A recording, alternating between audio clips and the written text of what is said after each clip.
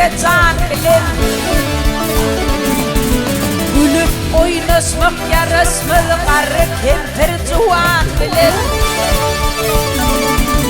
her kim oynar ödengine qoşulmalı dünyan jegine gaflette qalıp toğunu yönmegeydin arman bilen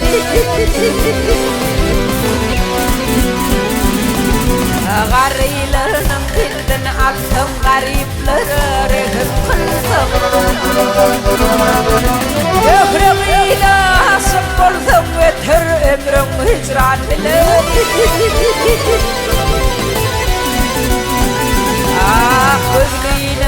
gözlüğünüm sadu sekir züllüğünüm Al hey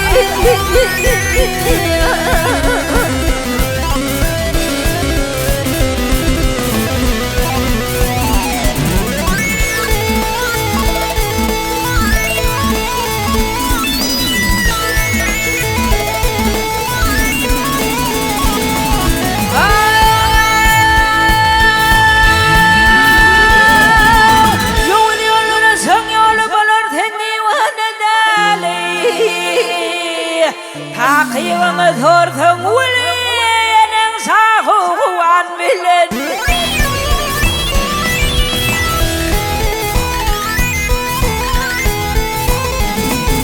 Yüzlerim bağlarım bili tasları tavdın tünbili Oğanı yerir bilbili örter tünü buğanını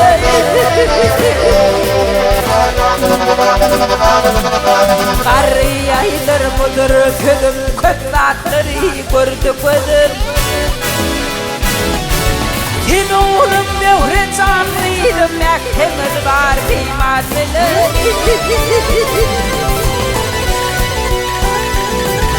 Gözlüğünüm sadu sekir züllüğünüm Al hey